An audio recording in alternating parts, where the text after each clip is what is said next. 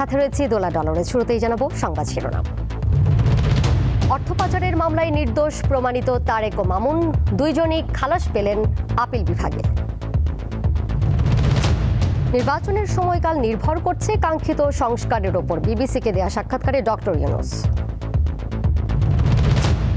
15 রোজা থেকে রাতে স্পিডবোট ও বাল্কহেড চলাচল বন্ধ, নৌযানে বাড়তি ভাড়া নিয়ে হুঁশিয়ারি।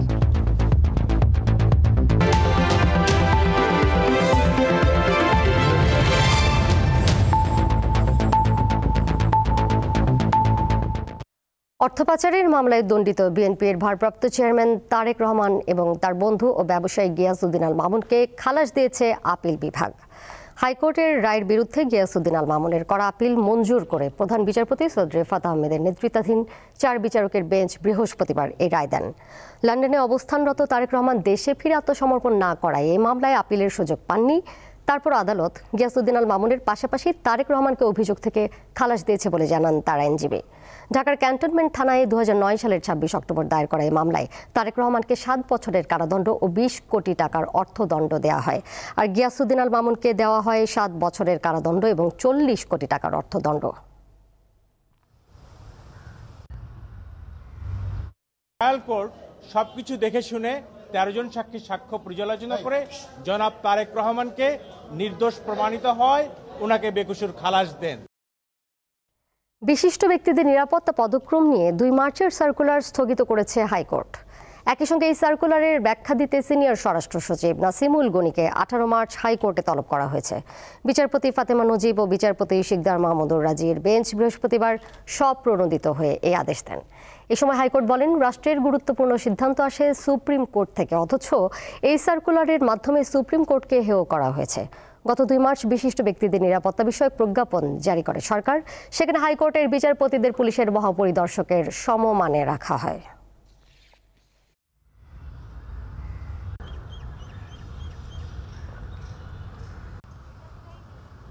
প্রত্যাশা অনুযায়ী সংস্কার না হলে জাতীয় নির্বাচন ডিসেম্বরে নাও হতে পারে বলে জানিয়েছেন প্রধান উপদেষ্টা ডক্টর মোহাম্মদ ইউনূস।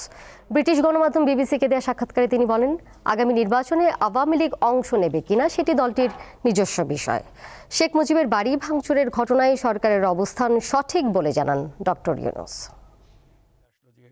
সংস্কার গেল 3 মার্চ বিবিসি বাংলাকে দেয়া সাক্ষাৎকার প্রকাশের পর এবার বিবিসির দক্ষিণ এশিয়ার প্রতিনিধি সামিরা হুসেনের মুখোমুখি হন প্রধান উপদেষ্টা ডক্টর মোহাম্মদ ইউনূস। ভোটারের কোনো দেখা নাই।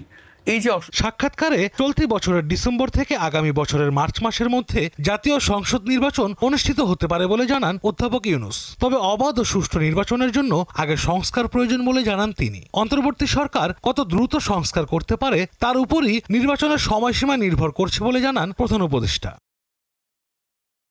আগামী জাতীয় নির্বাচনে আওয়ামী লীগের অংশগ্রহণ প্রসঙ্গে প্রধান উপদেষ্টা বলেন, এই সিদ্ধান্ত আওয়ামী লীগকেই নিতে হবে। এছাড়া নির্বাচনে কে অংশ নেবে তা নির্বাচন কমিশন ঠিক করবে।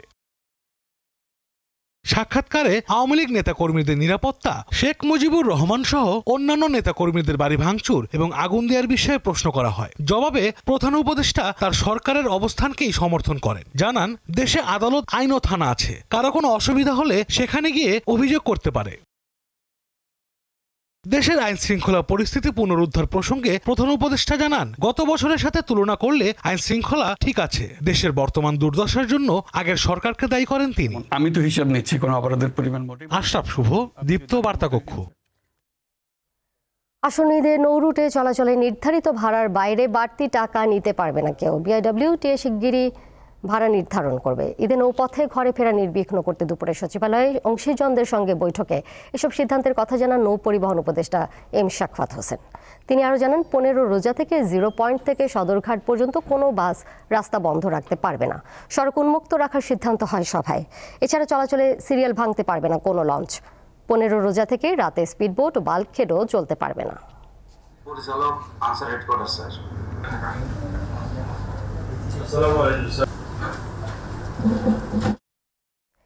শেষ করব দীপ্ত সংবাদ। যাবার আগে শিরোনামগুলো জানিয়ে দিব আরও একবার। অর্থ পাচারের মামলায় নির্দোষ প্রমাণিত তারেক ও মামুন দুইজনই খালাস পেলেন আপিল বিভাগে। নির্বাচনের সময়কাল নির্ভর করছে কাঙ্ক্ষিত সংস্কারের উপর বিবিসিকে দেয়া সাক্ষাৎকারে ডক্টর ইউনূস। 15 রোজা থেকে রাতে স্পিডবোট ও বাল্কের চলাচল বন্ধ, নৌযানে বাড়তি ভাড়া নিয়ে হুঁশিয়ারি।